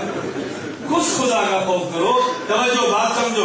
میں مسئلہ عرض کر رہا تھا، میں اس پر بحث نہیں کر رہا، میں نے اصولی بات عرض کی ہے۔ عقیدہ انبیاء قبروں میں اور انبیاء قبروں میں توجہ، انبیاء قبروں میں زندہ، جو زندہ نہ مانے، اہل سنت والجماعت سے خارج، بدعتی گمراہ، اس کے پیچھے جو نماز پڑھی ہے اس نماز کو لٹانا تیرے ذمہ ہے، مسئلہ بتانا ہمارے ذمہ ہے، لٹانا تیرے ذمہ ہے۔ اسی نہ پیچھے پڑھی ہے نہ لٹانی ہے، جس نے پڑھی ہے وہ لٹائے گا نا، اس لیے میں کہتا ہوں لٹانا تیرے ذمہ۔ میری بات کو سمجھنا، اور یہ دلیل کیا ہے؟ میں نے حدیث مبارک میں ہے الانبیاء احیاء فی قبورہم یصلون، میں حوالے پر بحث نہیں کر رہا، میں صرف اصول پہ بات کرتا ہوں۔ کاری انبیاء قبروں میں زندہ، میں نے کہا حدیث سے مبارک، میں نے کہتا میں نہیں مانتا، میں نے کہا کیوں نہیں مانتا؟ کہتا یہ حدیث تو قرآن کے خلاف ہے، میں کیسے مانوں؟ میں نے کہا کس آیت کے خلاف؟ کہتا عبادت ربا کا حتی یاتی کل یقین، اللہ فرمایا میرا پیغمبر عبادت کر یہاں تک کہ موت آ جائے۔ قرآن کہتا ہے نبی نے موت تک عبادت کرنی ہے، حدیث میں آتا ہے موت کے بعد بھی کرنی ہے۔ تو جب یہ حدیث قرآن کے خلاف ہوگی، ہم اس حدیث کو چھوڑ کے قرآن کو لیں گے، ہم قرآن والے ہیں۔ میں نے کہا حدیث قرآن کے خلاف نہیں ہے۔ حکیم الامت تھانوی رحمۃ اللہ علیہ نے اس کا جواب دیا، عبادت کی دو قسمیں، ایک عبادت تکلیفی، ایک عبادت تلذذی۔ عبادت تکلیفی کا معنی عبادت کرے تو اجر و ثواب ملتا ہے، نہ کرے گناہ و عذاب ملتا ہے۔ عبادت تلذذی کا معنی عبادت کرے تو مزہ آتا ہے، نہ کرے تو مزہ نہیں آتا۔ میں مثال دوں گا تاکہ تجھے بات سمجھ آئے۔ اگر رمضان کا روزہ رکھا تو وقت افطاری، اگر وسائل موجود ہیں تو افطاری کرنا ضروری ہے، سنت ہے۔ اگر وسائل بھی ہو اور پھر بھی کہ میں افطاری نہیں کرتا ثواب ملتا ہے، اب افطاری نہ کرنے پر گناہ ہوگا۔ میں کہتا ہوں وقت افطار اگر آدمی شربت پیتا ہے تو ثواب ملتا ہے، کھجور کھاتا ہے ثواب ملتا ہے، پکوڑے کھاتا ہے ثواب ملتا ہے، ہونے کے باوجود بھی نہیں کھاتا تو پھر گناہ ملتا ہے۔ تو یہ افطاری کے وقت پینا، یہ پینا تلذذی نہیں، یہ تکلیفی ہے۔ اور اگر تو نے تراویح پڑھی ہے، تراویح کے پاس جا رہا تھا، یہاں دیر کافی ہوگی، گرمی بڑی ہے، کولڈ ڈرنک نہ پی لے، آئس کریم نہ کھا لے۔ اب اگر کھا تو مزہ آتا ہے، نہ کھا تو مزہ نہیں ہے۔ اس عبادت اور ثواب کا کوئی تعلق نہیں ہے، لیکن افطاری پہ کھا اجر و ثواب ہے۔ اگر ہوتے ہوئے بھی نہ کھا تو گناہ و عذاب ہے۔ افطاری کے بعد آئس کریم کھا تو مزہ ہے، نہ کھا تو مزہ نہیں ہے۔ دنیا کی عبادت عبادت تکلیفی ہے، اور قبر کی عبادت عبادت تلذذی ہے۔ دنیا میں عبادت کرے تو پھر اجر و ثواب ہے، نہ کرے گناہ و عذاب ہے۔ اور قبر میں عبادت کرے تو مزہ ہے، نہ کرے تو مزہ نہیں ہے۔ حکیم الامت تھانوی کہتے ہیں آیت میں جس عبادت کا تذکرہ وہ تکلیفی ہے، اور حدیث میں جس عبادت کا تذکرہ وہ تلذذی ہے۔ نفی تکلیفی کی ہے، اس بات تلذذی کا ہے۔ قرآن کے خلاف کیسے ہے؟ ساری بات سمجھے تو اچھا، نہ سمجھے تو مجھے تب بھی غم نہیں ہے۔ کیوں؟ میری مجھ حکیم الامت تھانوی کھڑا ہے۔ حکیم الامت تھانوی نے بیان کیا، علماء نے کہا حضرت اتنا اوکھا بیان، اتنا مشکل بیان عوام کو سمجھی نہیں ہے۔ حکیم الامت تھانوی فرمانے لگے سمجھ آئی تو اچھا، نہیں سمجھ آئی تو بہت اچھا۔ حضرت ہم تو آپ کی یہ بات بھی نہیں سمجھے، سمجھ آئی تو اچھا، نہیں سمجھ آئی تو بہت اچھا، ہم تو آپ کی یہ بات نہیں سمجھے۔ حکیم الامت حکیم الامت سے نا، حکیم الامت تھانوی فرمانے لگے اگر ان کو مسئلہ سمجھ آ گیا اچھا، جو میں کہنا چاہتا تھا وہ بات سمجھ آ گئی، نہیں سمجھ آئے تو بہت اچھا۔ یہ گمراہ اسی وقت ہوتے ہیں جب کہتے ہیں مولوی کی کیا حیثیت ہے، اب ان کو اپنی اوقات تو سمجھ آ گئی نا، اب کبھی گمراہ نہیں ہوں گے، اب کبھی گمراہ۔ اگر تمہیں سمجھ آ گئی تو بہت اچھا، نہیں سمجھ آئی تو پروفیسر سے آخر دینا تو مولوی نہیں کرنا، ساڑھی عقل دعا نے اسی نہیں پہنچ سکتے مولوی پڑے، پھر یہ کبھی گمراہ نہیں ہوگا۔ گمراہ تب ہوتا ہے حضرت دس سے نظامی تسی کی ٹائم نے میں نے کی ڈر پڑ گئے جو نہیں سمجھی کرتے، یہ گمراہی کا پہلا نقطہ، یہ گمراہی پہلی سیڑھی، یہ چھوڑ دے کوئی گمراہی نہیں ہے۔ جب یہ شروع کرے گا پھر گمراہ ہوگا۔ کالج کا نوجوان گمراہ ہوتا ہے، دیہاتی ان پڑھ گمراہ نہیں ہوتا۔ وہ اپنی جگہ پہ کھڑا ہے. کیوں گمراہ ہے؟ میں سیڑھی میں کی، میں جا کر نائک میں سنے، میں کیسٹ سنی ہے، میں کتاب پڑھی ہے. میں نے کہا تجھے تو پتہ ہی نہیں تھا کہ ٹھیک ہے، تو نے کیسے مان لیا؟ خان وہاں تو بدل گیا. میں دبئی تھا، ذاکر نائک کاشف سے بات ہوگی. ذاکر نائک عالم میں بہت بڑا. میں نے کہا بہت بڑا چھڑ، بہت بھی چھوڑ، بوڑھا بھی چھوڑ، یہ بھی تو عالم بھی ہے کہ نہیں؟ کہتے عالم نہیں ہے. میں نے کہا کہاں پڑا ہے؟ کہتا ڈاکٹر ہے. میں نے کہا میں پوچھنا مولوی ہے کہ نہیں؟ ڈاکٹر نہ نہیں بس تو بتا مولوی ہے کہ نہیں؟ کہا جی ڈاکٹر نہیں ہے. میں نے کہا پی ایچ ڈی MBBS. کہا جی مجھے تو نہیں پتا. میں نے کہا پی ایچ ڈی ہو تو تحقیق کرتا ہے، MBBS ہو تو پیشاب خانے چیک کرتا ہے. مسئلہ چیک کرانا ہے تو دارالعلوم دیوبند بھیج، پیشاب چیک کرانا ہے تھالی میں ڈال بمبئی بھیج. میں پیشاب چیک کرنا ہے، دیوبند میں مسئلے چیک کرنا ہے. میں نے کہا مولوی تجھے کیسے کہہ دیا؟ میں بات غلط تو نہیں کہہ رہا نا، توجہ رکھنا. کتنے ویڈیو ہو گئے؟ بولو نا کتنے ویڈیو ہو گئے؟ 3. عقیدہ نمبر 4، یہ جو اختلافی صحابہ کے لوگ ہے لیکن ہمارے کھاتے ڈال کے بات کرتا ہے. اس میں بات کرو. کہا جی دیوبند والے کہتے ہیں مردے سنتے ہیں. میں نے کہا دیوبند والے نہیں، مولانا گنگوئی فرماتے ہیں صاحب صحابہ سے اختلاف ہے رضی اللہ عنہ. بعض کہتے ہیں سنتے ہیں، بعض کہتے ہیں نہیں سنتے، اور یہ ہم کہتے ہیں نہیں سنتے. میں نے کہا کیوں؟ جب حدیث مبارک میں ہے ان المیت یسمع خفق نعالہم، کہ میت جوتوں کی آواز سنتی ہے، تو پھر تو کیوں کہتا ہے نہیں؟ کہتا ہے یہ قرآن کے خلاف ہے. میں نے کہا قرآن کی کون سی ہے؟ کہتا ہے انک لا تسمع الموتى، قرآن میں ہے تو مردوں کو نہیں سنا سکتا. میں نے ہم نے کب کہا نبی سناتا ہے؟ اگر ہم کہتے ہیں نبی سناتا ہے، آیت ہمارے خلاف تھی. ہم نے تو یہ نہیں کہا نبی سناتا ہے، ہم نے کہا اگر سنے بھی تو خدا سناتا ہے. کوئی ایسی آیت پیش کر کے خدا بھی نہیں سنا سکتا. کہتا جی نہیں، اس آیت کا معنی یہ ہے کہ یہ سن ہی نہیں سکتا. میں نے کہا دلیل کیا؟ کہتے آگے نہیں ہے بلا اس میں سمت دعا میرے پیغمبر جیسے مردوں کو تو نہیں سنا سکتا، جیسے بہروں کو نہیں سنا سکتا. میں نے کہا اگر اس آیت کا معنی یہ ہے تو پھر قرآن کہتے سمن بکمن عمیون، میرے پیغمبر یہ کافر اندھے ہیں، یہ کافر گونگے ہیں، یہ کافر بہر ہیں. بتا ابو جہل نہیں سنتا؟ بولو نا ابو جہل نہیں سنتا؟ تو جی سنتا ہے. میں کہ قرآن اندھا ہے، تو قرآن اندھا ہے، ڈولا تو اندھا سنتا ہے. کہتے نہیں سنتا ہے پر فائدہ نہیں. میں کہ بالکل اسی طرح 6 نمبر زندے کے سامنے بیان کر فائدہ ہے. قبر لے جا کے سن، اس 6 نمبر سن بھی لے، چلا نہیں لا چلتا. یہ مانا نہیں تو سنیا نہیں، یہ مانا کہ سن ملے رائے آ نہیں سکتا. قبرستان میں 6 نمبر بیان کر، محلے کے بیان کر، مطلب یہ تھا کہ میں سنتا نہیں. میری گل سمجھ آئی؟ بولی میں نے کہا قرآن میں نے کہا پورا قرآن پڑھ ہے. آگے قرآن میں ہے ان تسمع الا من یؤمن بآیاتنا، پیغمبر کو کافر کو بھی نہیں سنا سکتا. پھر کہہ دینا کافر نہیں سنتا. کہتے ہیں اس کا مطلب یہ ہے سن تو لیتا ہے فائدہ نہیں ہے. میں نے کہا یہاں بھی کہہ دے سن تو لیتا ہے مگر فائدہ نہیں ہے. کیا مطلب؟ توجہ کیا مطلب؟ ایک مولوی صاحب کہنے لگے کہ سویا مویا ہکو دیا. میں نے کہا میں نے مان کے ہکو دیا، مجھے بتا تو رات کو روز سوتا ہے الارم لگا کر سوتا ہے؟ کہ جی ہاں. میں نے کہا کیوں؟ کہتا ہے الارم بجے اٹھ جاؤ. میں نے کہا الارم سن کے اٹھتا ہے یا سن کر اٹھتا ہے؟ کہتا ہے جی سنتا ہوں تو پھر اٹھتا ہوں. میں نے کہا سویا مویا ہکو دیا نا، اس کا مطلب یہ ہے اگر سویا سنتا ہے تو مویا ہکو دیا تو اچھے ہے نا. میں نہیں کہہ رہا اگر سویا مویا ہکو دیا تو پھر کہتا جی دیکھو نہیں فرق ہے. میں نے کہا کی فرق ہے؟ کہتا جی سن لے میں تو آ گئی ہوں، وہ تو سنے تو نہیں آتا. میں نے کہا یہی بات تو قرآن کہتا ہے نا انک لا تسمع الموتى. صاحب جلال کہتا ہے اس سے بات قبول ہے. یہ مویا سن لے، یہ سویا سن لے تو آ جاتا ہے، وہ مویا سن بھی لے تو آ نہیں سکتا. نہیں سمجھا؟ اے نا سنتا نہیں، یہ آ نہیں سکتا. میں ترجمانی جو بات کی نہیں ان صحابہ کی کرتا ہوں کہ جن کا نظریہ ہے سنتے ہیں. جب صحابہ میں اختلاف ہے تو ان کی ترجمانی بھی تو کریں نا جو کہیں گے کہ سنتے ہیں. میں کہہ رہا تھا عقیدہ خالی قرآن کے خلاف. میں نے کہا نا قرآن کے خلاف نہیں ہے. توجہ ایک اور مسئلہ، مولوی صاحب مر گیا، کتاب لکھی ہے لیکن کتاب سے چھڑ کے مریا ہے نا، عقیدہ بیان کیا. کہا جو بند والوں کا عقیدہ ہے. میں نے کہا کیا؟ کہ اگر جو بند والوں کا عقیدہ صحیح بخاری میں ہے، جو بندی کہتے ہیں عروہ رضی اللہ عنہ کی حدیث ہے کہ نبی پاک صلی اللہ علیہ وسلم کے بارے امی عائشہ کے بارے میں کیا بیان کیا؟ امی عائشہ کے بارے بارے میں ہے کہ نہ کہا عائشہ کا وہی بنت 6 سنین، امی عائشہ کی 6 سال عمر ہے، پیغمبر نے نکاح کیا، ثم بنا بہا وہی بنت 7 سنین، امی عائشہ 9 سال کی ہے، پیغمبر کی رخصتی ہوگی، کیا میں یہ عقیدہ بھی نہیں مانتا، نظریہ بھی نہیں مانتا، امی عائشہ کی رخصتی 9 سال میں ہے، میں نہیں مانتا، نکاح 6 سال کی عمر میں ہے، میں نہیں مانتا۔ میں نے کہا کیوں نہیں مانتا؟ کہتے ہیں اس لیے کہ قرآن کے خلاف ہے۔ میں نے کہا کس آیت کے خلاف ہے؟ قرآن مقدس بخاری حدیث میں بخاری محدث میں لکھا مر گیا، کہتے ہیں قرآن کے خلاف ہے۔ میں نے کہا کون سی آیت؟ کہتے ہیں قرآن کہتے ہیں فَانكِحُوا مَا طَابَ لَكُم مِّنَ النِّسَاءِ، گجرات کے دوستوں توجہ رکھنا، فَانكِحُوا مَا طَابَ لَكُم مِّنَ النِّسَاء، قرآن کہتے ہیں نکاح ان سے کرو جو نساء ہے۔ نساء کہتے ہیں عورت کو،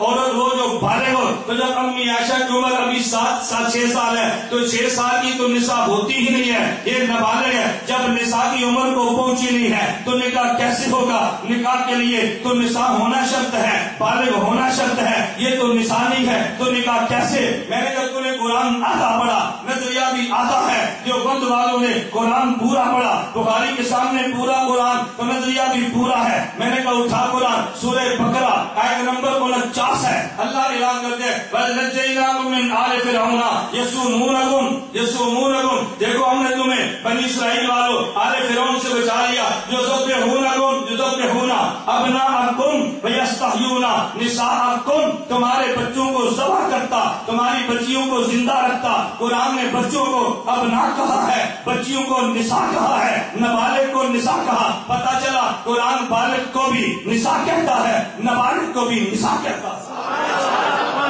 قرآن کے خلاف کیسے ہے؟ چھٹا یعنی قرآن کے خلاف ہے بخاری، یہ دیوبند کا نظریہ ہے۔ میں نے کہا کیسے قرآن کے خلاف ہے؟ کہتے ہیں قرآن کریم ہے انو لا یفلح الساحر حیث اتی، جادوگر کبھی کامیاب نہیں ہو سکتا، اور بخاری میں ہے امی عائشہ رضی اللہ عنہا فرماتی ہیں سحر رسول اللہ رجل من بنی زریق، ایک شخص نبی بن عاصم، اس نے نبی پہ جادو کیا اور پیغمبر پہ جادو کا اثر ہوا۔ جادو کا اثر کیا تھا؟ ایک کام حضور نہ کیا ہوتا اور سمجھتے کر لیا ہے، حدیث مبارک میں کام نہ کیا ہوتا اور سمجھتے میں نے کر لیا ہے، یا حضور پاک صلی اللہ علیہ وسلم نے کام کیا ہے سمجھتے نہیں کیا۔ دیکھو قرآن کریم میں ہے جادو کا اثر نہیں ہوتا، بخاری میں ہوتا ہے، تو میں نہیں مانتا اس کو، قرآن کے خلاف ہے۔ میں نے کہا تو قرآن کو سمجھا ہی نہیں ہے، جو لفظ بخاری کے ہے وہی لفظ قرآن کے ہے۔ پہلے قرآن کا معنی سمجھ، قرآن کہ انہ لا یفلح الساحر حیث اتی، اگر جادوگر پیغمبر کے مقابلے میں آئے تو کامیاب نہیں ہوتا۔ کامیابی کا مطلب کیا ہے؟ کہ جادوگر چاہتا ہے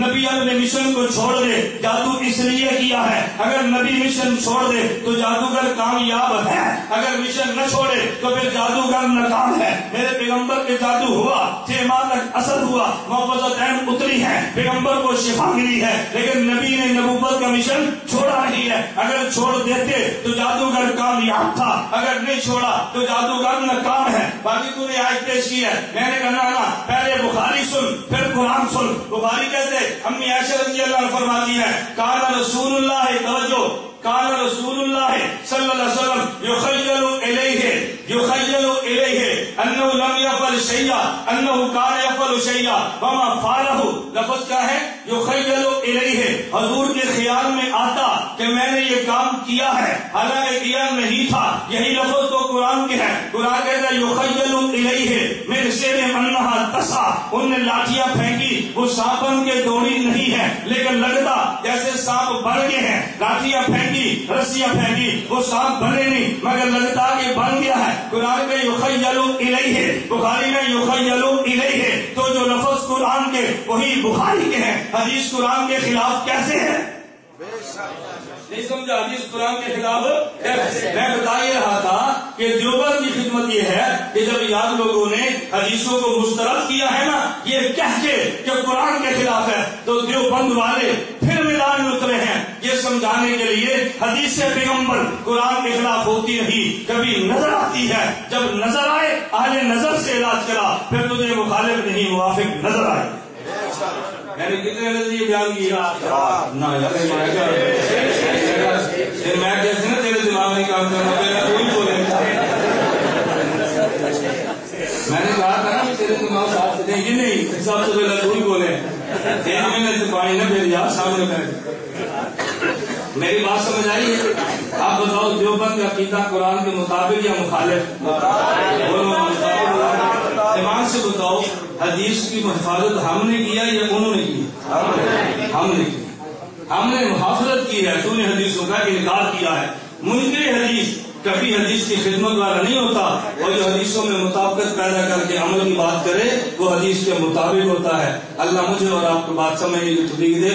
خلاصہ ہمارا کیا ہے؟ میں نے 5-6 نظریے بیان کر دیے ہیں کہ دیوبند کا عقیدہ حدیث میں بھی ہو، کبھی قرآن کے خلاف ہوتا نہیں، کبھی نظر آتا ہے. جب نظر آئے نظر سے علاج کرا، اللہ تیری جگہ ٹھیک فرما دیں گے. تھی اٹھ سکو تو میں دعا کرا. شاباش اٹھو.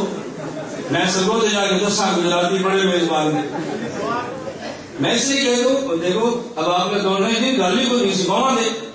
1 گھنٹے کے بعد آپ دوڑنا شروع ہو گئے.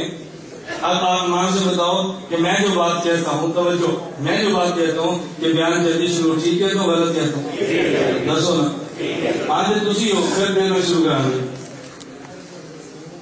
حضرت مولانا السلام علیکم، کیا مرنے کے بعد حیات نبی صلی اللہ علیہ وسلم کے بارے میں پوچھا جائے گا؟ توجہ، مرنے کے بعد پوچھا جائے گا قبر میں داڑھی رکھی تھی کہ نہیں؟ جی کوئی حدیث سے بات. اچھا یہ دکھا دو قبر میں سوال کتنے ہوں گے؟ بولو نا. نماز کا ہوگا، روزے کا، چھڑ دیے، یہ سمجھانا چھڑ دیے. کیسی کم عقلی کی بات. بھائی اگر آپ کہتے ہیں حشر کا، تو حشر میں جو حساب و کتاب ہوگا تفصیلاً پوچھا جائے گا یا نہیں؟ بولو نا. تو جو قرآن کے عقیدہ اس کے بارے میں نہیں پوچھا جائے گا. اور ایک میں جملہ کہنے لگا، توجہ رکھنا، ایک میں جملہ کہنے لگا ہوں، عقیدہ حیات النبی تو وہ ہے کہ جس کے بارے میں حشر میں پوچھنے کی ضرورت ہی نہیں. نقطہ سمجھنا کیوں؟ یوم تبیض وجوہ وتسود وجوہ، قیامت کے بعض کے چہرے سفید اور بعض کے چہرے سیاہ. صحابہ نے پوچھا سفید چہرے والے کون؟ ہم اہل السنت والجماعہ. اور چہرے سیاہ کن کے؟ ہم اہل البدعۃ والضلالہ. بدعت کا چہرہ کاڑا ہے، ان کو پوچھنے کی لوڑ کے لیے. قیامت کے دن جب بدعتی کا چہرہ سیاہ ہوگا تو پوچھنے کی لوڑ ہے. عقیدہ مندہ سے منہ دوسرا پیا ہے نہیں مندہ، پوچھنے کی لوڑ پہ گئی. مولانا غلام اللہ خان صاحب کا جنازہ کس نے پڑھایا تھا؟ مجھے نہیں پتا، میں اس میں شریک نہیں تھا. مجھے نہیں پتا. ہمارا عقیدہ ہے عصمت انبیاء کا، مگر قرآن کہتا ہے خاصا آدم ربہ فغوا. آدھا قرآن نہیں، پورا قرآن. قرآن کہتا ہے نسی آدم، کیا کہتا ہے؟ آدم بھول گئے تھے، اور جب بھول کے کرے اس کو قرآن نہیں کہتے. اس سوال کا جواب خود قرآن میں. ہم حضرات حسنین کو امام کیوں کہتے ہیں؟ حنیف امام حنیفہ امام مہدی رضی اللہ عنہ کہہ سکتے ہیں. حضرات حسنین کو امام تھے کہنے میں تو حرج نہیں ہے، امام تو تھے ہی. وہ باقی رہ گئے امام ابو حنیفہ کو رضی اللہ عنہ کہنا. قرآن کہتا ہے کہ کہہ سکتے ہیں، قرآن کہتا ہے کہہ سکتے ہیں. والسابقون الاولون من المہاجرین والانصار والذین اتبعوہم بإحسان. آگے رضی اللہ عنہم، انصار صحابہ بھی رضی اللہ، مہاجرین صحابہ بھی رضی اللہ، اور جو نے ان کی اتباع کی وہ بھی رضی اللہ عنہ. تو یہ جو ان کے متبعین رضی اللہ عنہ کہہ سکتے ہیں. توجہ رکھنا، توجہ. اب اس وقت میں مشاہداتی دلیل پیش ایک ہوتا ہے قولی دلیل، ایک ہوتی ہے مشاہداتی. میں مشاہداتی دلیل پیش کرنے لگا ہوں. خدا تجھے مسجد نبی میں لے جائے، خدا لے جائے، اس کو وہاں جا کر دیکھنا. اگر کوئی تمہارا بندہ اب وہاں موجود ہو اور اس کو سمجھ بوجھ بھی ہو، بات سمجھتا ہو، اس سے فون کر کے پوچھنا مسجد نبی کس کونے میں نبی پاک صلی اللہ علیہ وسلم کا روزہ ہے. باہر یہ جیسے سین ہے نا، یا ایک چھتری پھر دوسری چھتری جو کھلتی ہے بند ہوتی ہے. روزے کے متصل پہلی چھتری، پھر دوسری چھتری، پھر پیچھے جو برآمدہ پہلے ستون پہ ہے نعمان بن ثابت رضی اللہ عنہ رحمۃ اللہ علیہ. مسجد نبی میں رضی اللہ عنہ، مالک بن انس رضی اللہ عنہ، احمد بن حنبل رضی اللہ عنہ، محمد بن ادریس شافعی رضی اللہ عنہ. یہ قولی دلیل بھی ہے، مشاہداتی دلیل بھی ہے. اگر رضی اللہ عنہ نہ کہہ سکتے نا تو نبی کے روزے کے سامنے نہ لکھا ہوتا. یہ لکھا ہوا دلیل ہے کہ کہہ سکتے ہیں. خود ہی کہتے حضور کے روزے میں شرک نہیں ہو سکتا، گناہ نہیں ہو سکتا، تو پھر رضی اللہ عنہ بھی مطلب سیکھ نہیں تھا تو کیسے لکھا چلا گیا. اگر ایک جگہ مقلد نمازی ہو، نماز کس کے پیچھے پڑھے؟ کسی کے پیچھے بھی نہ پڑھے، اکیلے پڑھے. ہاں میں کو انسانی کے لیے مسئلہ بتا دوں، میں تو لطیفہ کو مولوی ہوں، آپ میری بات سمجھتے نہیں ہیں. کسی کے پیچھے نہ پڑھے، یہ مذاق نہیں ہے، یہ مسئلہ ہے. اس کو مذاق میں نظر انداز مت کرنا. تم پڑھو، قیامت کو میں خدا سے کہہ دوں گا اللہ ہم نے مسئلہ کھول کے بیان کیا تھا، ہمارے اوپر کسی گلا شکوا نہیں ہے. میں کل ہری پور میں جلسہ تھا، کہتے مولوی صاحب یہ بھی ٹھیک نہیں، یہ بھی ٹھیک نہیں. میں نے کہا کل قرآن کا جب ہم تاز المجرمون، کل جو اللہ کون ہے آج ہو تو اکثر میں ہونا ہی نہیں الگ، آج وہاں اختیار ہے یا اختیار ہے، اختیار والا جب نہیں اختیار کہتے ہیں. حضرت صلی اللہ علیہ وسلم کا سلسلہ نسب بیان کیجیے محمد بن عبداللہ میں. مجھے آدم علیہ السلام کا سلسلہ نسب کا نہیں آتا. بس میں اللہ ہم سب کے پاس کرنے کی توفیق عطا فرمائے. الحمدللہ رب العالمین والصلاۃ والسلام علی رسول وعلی آلہ وصحبہ اجمعین. اے اللہ ہم سب کے گناہوں کو معاف فرما، خطاؤں سے درگزر فرما، جائز حاجات کو پورا فرما، مشکلات کو دور فرما، عافیت کے ساتھ دین کی خدمت کے لیے قبول فرما. اے اللہ اس مسجد کے بانی حضرت محمد اللہ خان صاحب رحمہ اللہ کے درجات کو بلند فرما. ان کے موجودہ متولی اور محترم مولانا عبدالرحمن بشیر دامت برکاتہم اللہ تم کو صحت کامل عاجلہ مستقبل عطا فرما. ہمارے قابل کے فیض کو جاری اور ساری فرما. ہم سب کا خاتمہ بالایمان فرما. قیامت کے دن حضور اکرم صلی اللہ علیہ وسلم کی شفاعت نصیب فرما. وصلی اللہ تعالی علی رسول خیر خلقہ محمد و آلہ و صحابہ اجمعین.